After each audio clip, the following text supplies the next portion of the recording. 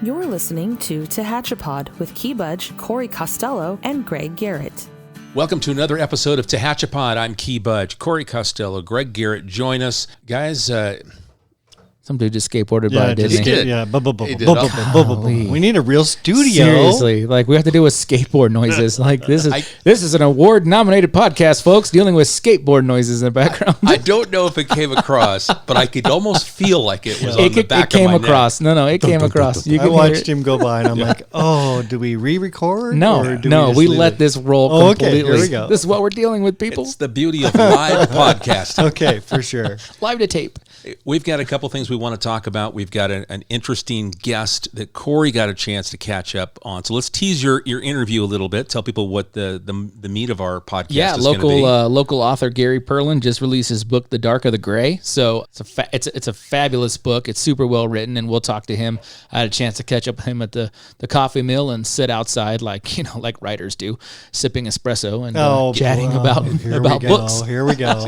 And of course, because Corey's a writer, that he has to make sure us writers, he did that in plural. It wasn't when talking to a writer, it was in plural. I read Gary's stuff and I go, wow, I have a long way to go. Like, Gary's fabulous. So we'll talk to him about his book. It's really good. Well, writing a book's different than writing a column. Yes. I've done that like you, and it's much different in the amount of time and effort. So I'm sure you guys will we dive into that process a little bit. It's pretty fascinating how it's about it was about a 4 to 5 year journey for him. Oh, long time.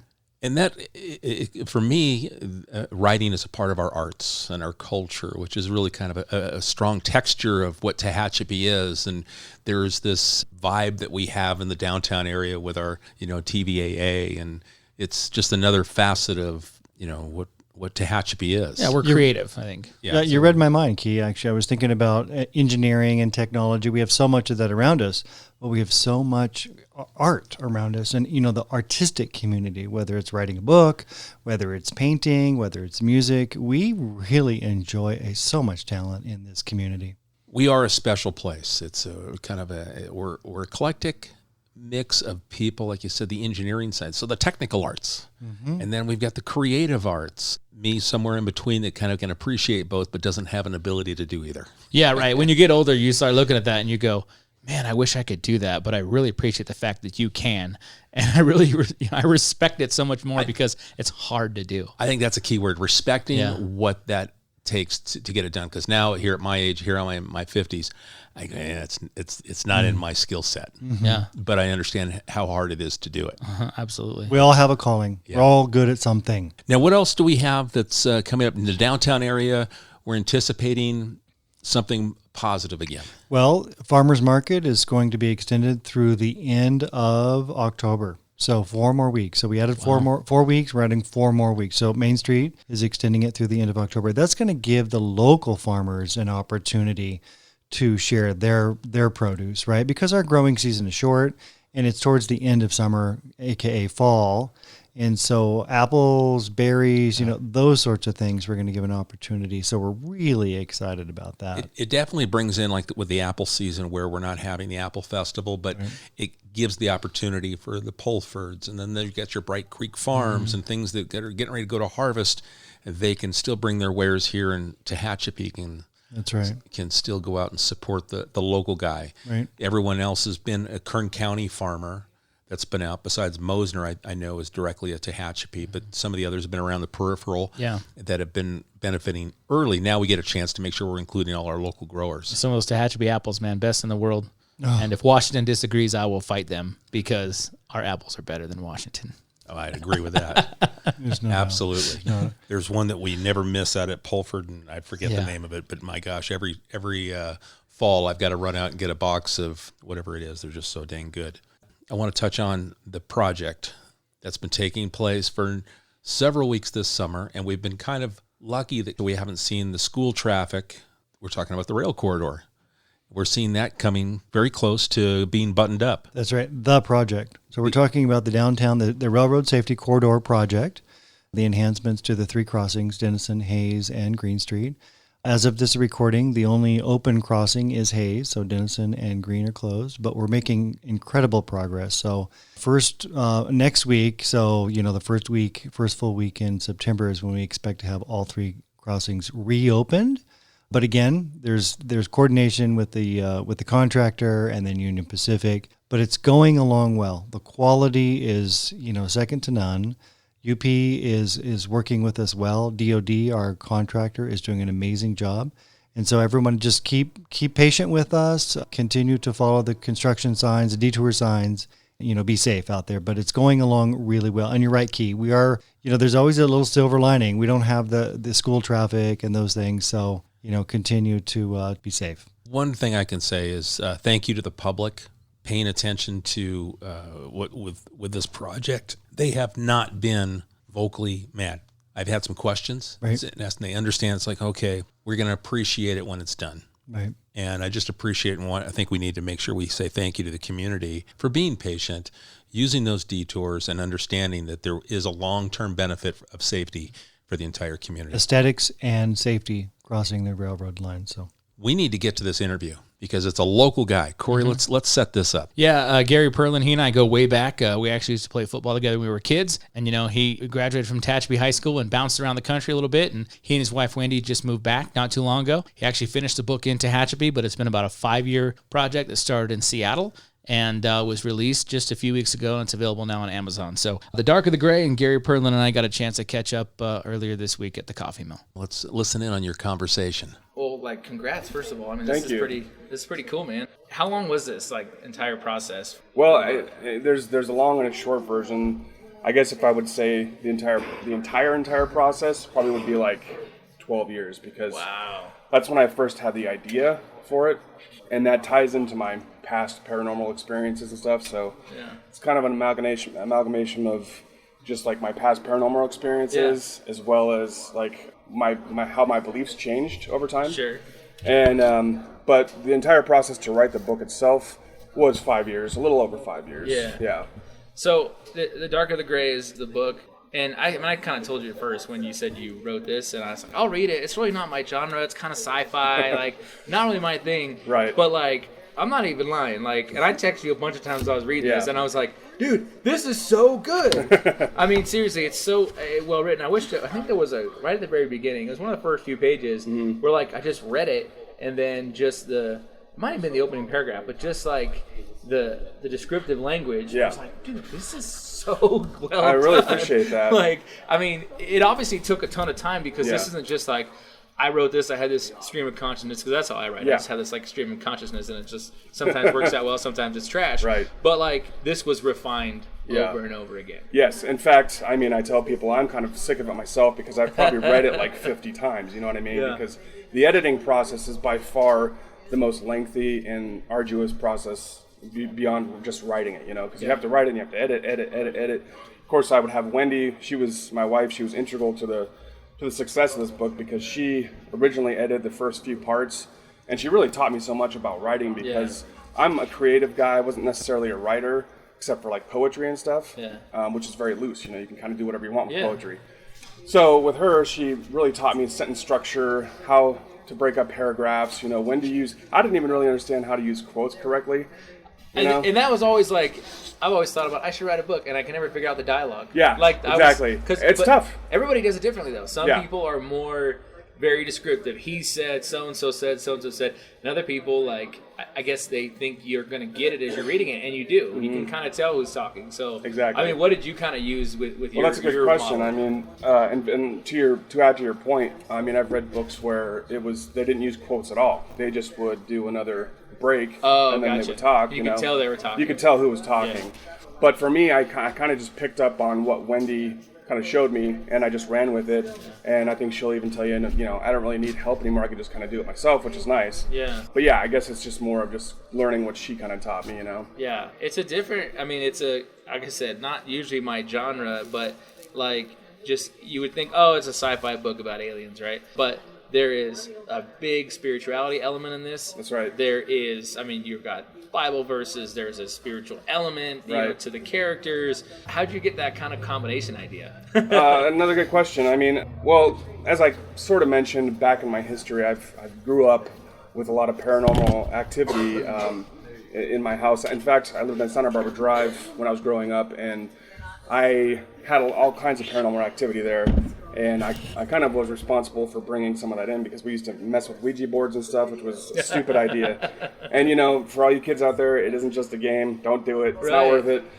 Anyway, that stuff followed me for a while. And I moved to Phoenix eventually. And I remember it following me there and things happening. And, well, the first idea I ever had for this book was one morning I was awoken by something banging hard on my desk. Yeah. Right? So that part, which is in the book. It's in the book. It's the first part of the book, basically. Yeah. And, not to say that the book completely follows my life and my story, but it's definitely got influences of me in there. Yeah. So that was really kind of what happened, and those kinds of things happened, quite often where I was living. So that kind of spurned that imagery in my head, and I just had to run with it. But again, it wouldn't be until years later until I actually wrote it, because I dabbled, I tried to write a little bit here and there, and I just couldn't get the motivation. Yeah. And then finally, when I was in Seattle, we were living in Seattle, I was on a hike, and it's beautiful out in Seattle. Like, there's a lot of hiking trails. And I think I was on Tiger Mountain, and I was walking down this road, which was particularly beautiful. The sun was like kind of cresting over the mountains, and it was just this beautiful sunrise. And I took a picture and with my phone, and then I looked at the picture, and I just had this idea, like, this, if I turn this into like a nightscape, this would make like a great book cover. And then I was just like, why don't I write this book? I'm going to go ahead and do it, And I thought, naively, that I was going to finish a book in 3 months or something. Right. I didn't think it was going to take that long. So here we are 5 years later, and I can honestly say that I think everybody should write a book if they have it in them, but be prepared, Yeah, I mean, like I said, is obviously the amount of times you went over this and redid it, but what about the places in this book? I mean, obviously, you pointed out Seattle, which you lived there, and there's the story sort of starts in Seattle, but you've got Texas, New Mexico, underground military installations, whatever. So were these places you visited? Did you, how did you kind of get the places for this book? Some of it a bit randomly, I have to confess, and then some of it was definitely research-based, because once I really started getting interested in the paranormal and aliens and what UFOs really are and all these things, I started just diving deeper, watched a lot of YouTube videos, obviously, did a lot of research online, and I started to come to a different conclusion than what a lot of people have about what aliens are. Yeah. And that's in the book, it kind of explains throughout the course of the book what the main character starts to believe, so... Big ugly, right? Big ugly, yep. Big old ugly, yep. Exactly. No, and you do. You go down that road, and that's kind of where the spirituality piece comes in, because it's not just an alien. There's more to it. Yeah, I mean, this was such a... I got it down. I made sure I downloaded it on Kindle, so you got a couple bucks in your pocket. Yeah, I appreciate that. Really, I appreciate the support. But I like to read usually e-editions anyway because it's a little smaller. Yeah, and then the character development. Yeah, and you have your main characters. You have guys like Ken who pop up in the book, and what are what. Did you develop those off of people you came across? Does that kind of take a little from this person, a little from that person, and that becomes your character for the book? Right. That's also an interesting question because again, it's some of it's a little bit random, and some of it's more kind of like plays on people I've met or even people that are celebrities, perhaps. Like for instance, Ken is actually based on kind of like 3 different personalities that I've seen and known, and one of them is actually Han Solo. Nice. That kind of came to mind, especially when he's saying things like, "Hey, kid," he's I caught some of that. And who are the other ones? I can't remember the other ones right now, but it's just kind of a mixture of people I've seen and known, and their influence on me. I guess. Absolutely. And you started the book in Seattle. You guys live where? Seattle, San Diego. Yep, San Diego. And so you actually finished it in Tehachapi, though. Yeah. So it's kind of a Tehachapi production. It belongs here now. You know what I mean? Yeah, exactly. I mean, it did follow me across a couple states and a few cities, and it was rough to try and keep that motivation and that working pace when you're constantly on the move. You have a full-time job, which most of the time I did. And so you have to find hours to work on it. You get home from work, you have to write it, or you wake up early and you write. Oftentimes I would wake up anxiety-filled, just because ideas would come in my head. And it's kind of funny, actually, because I would try and take notes if I woke up. Like, sometimes I wake up at 3 a.m, and I would have these ideas, and I would have to, try and take notes. So I would get my iPhone next to my bed, And I would wake Wendy up if she saw too much light, right? So I'd actually put the covers over me and like be typing notes, and just so I would remember what to do the next day. And that's funny because that happens. I'm sure it happens to everybody. Yeah. But, whether it's a dream or something, you wake up and you're like, well, that would make a good book. Yeah. And then you forget to write it down. And it's gone. Later in the day, you're like, wait, what? Why can't I remember that? Exactly. That was so vivid, and then I forgot. So that's interesting that was like a part of the process with this. Definitely. Was some of those middle of the night sort of epiphanies or dreams and all that. Exactly. So that's totally interesting to how this all sort of came together. And then did moving back to Tehachapi kind of help you, I guess, slow down enough to finish it? Did that kind of help a little bit? 100%. For one thing, I started my business out here, which allowed me to kind of have free time when I wanted it, so I wasn't beholden to having to drive an hour and a half to work when we were like in San Diego or Seattle or something like this, which is just a complete waste of time, So those extra hours I could spend working on this. And, I finished it here because I was allowed to stay up later or wake up earlier or whatever it was. And so I really just kind of put the metal to the pedal on this and finished it here. I mean, I could have spent another 2 or 3 years working on it, but I just needed to finish it, so I really pushed through when we got here. Yeah, that's awesome. Now you pretty much, this is what they call self-published, right? Exactly. Kind of how it goes, but it's available on Amazon. Right. Great way to get it. What was that process like to do the sort of self-publication process? Obviously, there's money involved, but what was that kind of like, and how's that changed? Back in the day, you had to have a publisher unless you're going to staple a book together and put it on the shelf. Now with digital downloads and all that stuff, there is a bigger audience. And I found myself reading more people that aren't necessarily tied to a giant publishing house, but they write well and their stuff's online. So what was that experience like, writing this as independent and then being able to basically produce it and put it to market yourself? Well, I'm in a unique position, I guess, because, I'm a graphic designer, so things like making the cover and the artwork for it, I can do myself. Yeah. So I didn't have to pay somebody for that. Publishing it on Kindle and paperback on Amazon is actually fairly easy to do. There's definitely a process and it takes a while. And the formatting, you have to make sure that's all kind of correct because you can upload it and then there might be like a paragraph and then the rest of the page is empty. And I've seen that happen once in a while. And then, I don't even know if it's in here. I haven't checked for that, but it happens. Your digital edition was clean. I'll let you know. Good. That was fine. Okay, good. Yeah. I spent a lot of time just adjusting that because if something's wrong there, you have to adjust a little bit, upload it again, and that whole process, just uploading it and getting it through the Amazon machinery, takes a good half an hour. It's just like spinning and spinning, working, So yeah, it's a little intensive, but honestly, if you just follow the rules of it, it's fairly easy. And that's great because that allows more people the opportunity Absolutely. to get their stuff out there. And with the way we consume stuff now, you get one book like this, and then it's in your next set of suggestions or something along the similar lines, or and you get more authors that way as well. So hopefully that works out for you, right? Someone might have something along the similar lines, and then pops up, the Dark of the Gray. Exactly. You might enjoy that. So what's it like now that it's finished? This was a 5-year process. Yeah. So this is like getting a bird and throwing them out of the nest. So what's it like now that this thing is done? That's a good question.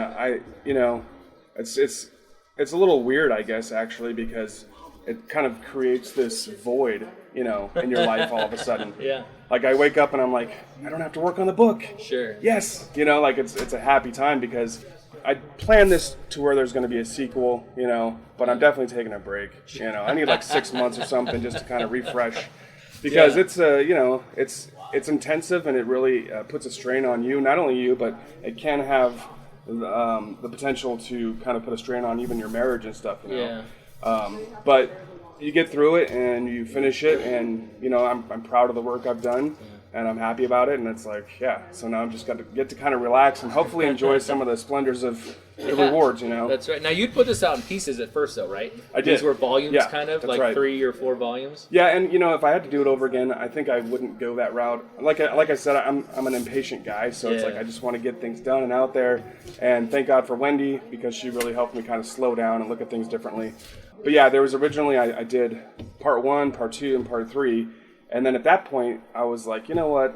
I'm just going to stop. I'm going to take these off market, and I'm just going to finish the thing and then release it as one book. Sure. And so I think that's probably for anybody listening who might want to write a book, probably don't do it in parts, because I just think it also creates a false sense of like excitement with any fans that you might have, Most fans, even me, I think, just want the finished product, Well, then you're kind of married to once, like, I mean, if you put it out as one piece, right, and something changes, evolves down the line, you can go back and maybe change that setup from the first few chapters, right? Right. But once you put it out, those first few chapters are out there, you're married to that sort of script and storyline. Yes. So it probably makes it a little bit tougher because you've got to be true to what you already put out. That is actually an excellent point because, that's what I'm experiencing right now, So it's unfortunate because a lot of the people, some fans of mine have read the parts already, and they kind of think that they know what the story is, and then I tell them like, no, it's really changed quite a bit since what you've read, because I've had to, I wrote,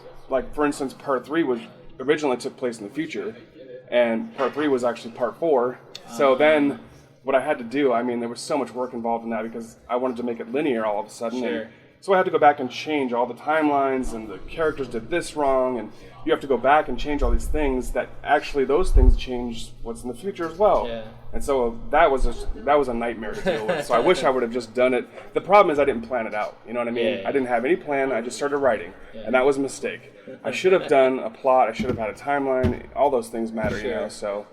Well, for hindsight. For throwing it all together, I'd say you did a pretty darn good job. Well, thanks, man. You were able to put it together, and obviously, special shout out to your copy editor, yes. and your partner Wendy, absolutely, who obviously has been involved in this journey as long as you have. The whole time. Was she like really hard on you a lot of times? I wouldn't necessarily say she was hard on me, but honest. she was honest. Okay, to a fault, and I appreciate that because if you read the dedication in my book, a lot of that's towards both my mother and my wife because my mom was the same way. And when I was growing up as a kid, I was an artist, so I would draw. Yeah. If I brought her a picture she didn't like it or she didn't think it was good, she would tell me, "This sucks. Go do it again." And that kind of really helped me because I need somebody to push me. Sure. So Wendy's that same person for me in a sense. Yeah. When did you make that? You talk a lot about as a kid, you were really artistic. I mean, I remember for a few years, playing football with you, right? Mm-hmm. So when did you go from being like, I want to play sports, to like, I don't want to play sports, I want to focus on art? Like, was there a turning point at one point? When I started school here, I felt very alone, isolated, and I was kind of a dorky dude. And I met a friend who drew pictures, and he became my best friend over time. Nice. And but I started learning from him, and that's really what got me into just the artistic field. Sure. And then when my grandfather died, we ended up taking care of him for. I was actually homeschooled because I was helping out taking care of him. Yeah. Because he was bipolar, and he ended up getting run over on the freeway, right? And both of his legs were broken, so he had to stay with us. We had to help him with everything. He eventually ended up dying like in about a year and a half later. Oh, okay. And that just, because I really got to know him during that time, Yeah. and it really affected me deeply. And then I started writing poetry, and that was kind of my way into writing, I guess. Yeah. And, that's kind of what I tried to bring to the book is kind of that poetic voice as well, Yeah. which is why I wanted to be very descriptive, and I kind of wanted it to be like a movie in your mind, you know what I mean? Play like that. I will say that, like, the descriptiveness of it, I mean, and obviously the album cover, the book cover really helped because it's mentioned a lot in the story, but just the descriptiveness of it, you're right, like, I could picture everything, and this is not, something that I don't watch a ton of sci-fi, but the way you wrote it, I could see the illuminating walls and things. Mm-hmm. And like I was like, yeah, I mean, that's why I kept telling you, like, this is so good. Like, yeah, and I appreciate because that feedback. the descriptiveness of it was amazing. So, well, the book is The Dark of the Gray. It's available on Amazon and any other places you have it right now? Is it a Kindle or? I mean, people can also go to my website for the book, which is www.thedotg.com. Okay. Yeah. Awesome. Yeah, you can get hard copies that way. And, Exactly. And yeah, check it out. I encourage people, even if it's not I'm just happy that this was finished in Tehachapi. And, Me too. And I'm excited. So looking forward to, I'll give you a couple years for the sequel. Yeah. I think you left it a little open-ended enough I did. to make another one. So Yeah, whether I regret it or not, it's there. Yeah. Well done, man. I appreciate it. Well, thanks, Corey. I appreciate it, man. You're listening to Tehachapod. Corey, that was a great interview. I really enjoyed that. I love the fact that, Gary was a Tehachapi guy. Yeah. married, moves off. He's out in the workforce, moves to a couple of different states, but he ends up back here, and he's telling a story that took years and years to put together. Yeah, and it's super creative too, and that's, I didn't touch on it too much with him, but it is kind of a science fiction book with some spirituality mixed in, some sort of biblical references mixed in as well. So it's very deep. And, fiction, obviously you can make things up, but science fiction, you have to make things up, but vividly make them up, because you're creating a whole nother world. And that's what Gary did. And I pointed out, it's really not my genre, but it was so well written. I mentioned a few times I got lost in it. What I mean by that is I would be reading this thing and then thinking, like, forgetting the fact that I'm reading Gary. I guess that makes sense. It does, because I think what pops into my mind is I'm curious, is because you've known Gary since you guys were kids. Yeah. As you're reading this, are you trying to pull, do I know this person, the character that he's talking about? Do I know, whatever this possible references are? Yeah, Does it change it as a reader? Not so much of that. It was just so much like you forget the fact you're reading somebody that you know, and it seems like you're reading John Grisham, to throw that name out there, right? Or somebody like that. You're reading such a professional that you just forget that this is somebody you know, and then it makes it even more impressive when you go back and think. As a matter of fact, and I mentioned it in the interview, I want to go back and I read it now. I'm going to read the first 4 paragraphs of this book. Okay. Because I read the first 4 paragraphs and I went, wow, this is so well written that it wanted me to go into the rest of the book because of the descriptive language that he used. And they always, that's that gotcha moment. Yeah. So you've seen the bait floating out there, and he sunk the hook. Yeah, absolutely. So I'm going to read it, and it starts with, it always starts out the same, brilliant streaking colors which cross the bridge between sleep and consciousness, a buzzing sound with intermittent clicks that gets continuously louder, followed by a thunderous bang that jolts me awake. It almost sounds as if the bang is generated in here, in my room. That's an unsettling thought. Sleep has become a mistress of the night, whose effects now rarely seduce me, the sleepless hours waxing long into the morning. This morning was no different. I woke to what sounded like a heavy fist striking hard against the computer desk in my room. I could almost swear I heard the residual clatter of my keyboard hopping against the desk, but I can't be sure. It was in that in-between stage of waking life and warm, thick sludge of dreamland that beckons you to ignore even the worst terrors for just a few more minutes of sleep. Contiguous to the sounds and colors, there is also a foreboding presence in the room, as if something heavy is pressing me down on the springs of my bed, a presence I cannot see or hear, but can feel. Violent, unconscious outbursts often accompanying these episodes. I couldn't tell if those were simply realistic nightmares, false realities, or a little of both. Whatever the case, it had an undertone of evil. I couldn't explain in what ways it was evil, but it carried with it the weight of something malignant. Wow. Like, just that, I was like, that's really good. Do I know what it means completely? No, not yet, because I didn't get into the book. But just the way he set that sort of waking up from a nightmare, so to speak, I was like, that is absolutely money in the bank. So anyway. That's pretty cool. Yeah. Now let's go ahead and run down where you can get it, if for those that are interested, or maybe those that know Gary that want to support him, or those that love sci-fi. My wife's a sci-fi junkie. I think she'll dig this book. It's called The Dark of the Grey, Grey, and Gary brought up the website on the interview. I don't want to butcher it, so it is in the interview, but easily just go to Amazon. You can go to Amazon and get the hard copy, or like I did, I'm a Kindle reader, so I got it on digital download and just do it that way. So Dark of the Grey, spelled with an E, and Gary Perlin is the author, and it's really cool. It is it's not a short read by any means, and it was an awesome story, and he did a great job, and it took a long time to complete it. So I'm excited, and like he mentioned, he's already considering a sequel, which is cool. I'm looking forward to it. Well, congratulations, Gary, then on a project completed. Yeah. And well done. Absolutely. And you got Corey's attention, so that's something to be said for it, because Corey has you got a lot of things going on all the time. A lot of things, and you sat down, and I know you focused in on this. It was something we had the conversation a few times, how much you were enjoying it. Yeah. To get to this point. I was kind of surprised. I just thought that's really not my thing. There's an alien on the cover of the book, and I'm thinking, this isn't me, right? I don't do these books per se. And Gary actually did the cover art too, which is impressive because he talked about his drawing, and so and the cover art sort of makes its way in the story, so it helps sing this cover before you read the book, because you'll get this imagery in the book quite a bit. A little, as I look at it, it's like kind of an alien, and there's. An upside down triangle on his forehead. It's that's an important part of the book. And it does not look like a friendly encounter. No. This isn't E.T. we're talking about here. This is the reason why they call him Big Ugly in the book. So anyway. Well, good deal. Congratulations, Gary. Maybe as he does that sequel, we'll bring him back on. Yeah. And more authors, too. I know this are kind of teasing the fact that Gary would be on the show. Has got a few more authors to email us. And so we're excited. Absolutely. We'd love to talk to people about their projects. We've got a 16-year-old young lady, high school student, Sadia Wolf, who has written a comic book that's about to be published. Nice. So we've had conversations with her. We're going to have her on a little bit later on in fall when it gets closer to publication. Yeah. But she's another Tehachapi girl that's young, creative, and has created this comic book. So that's something that we're going to talk about in a future episode as well. That's awesome. Yeah, I mean, at 16 years old, I had no chance of writing a comic book. No, I would read them. That was about my level of attention right there was for a comic book. But for her to have that creativity, and she's a local student out at Valley Oaks, so we'll have her on a future episode here in the coming weeks. So, folks, if there's something you'd like us to talk about, shoot us an email, media@TehachapiCityHall.com.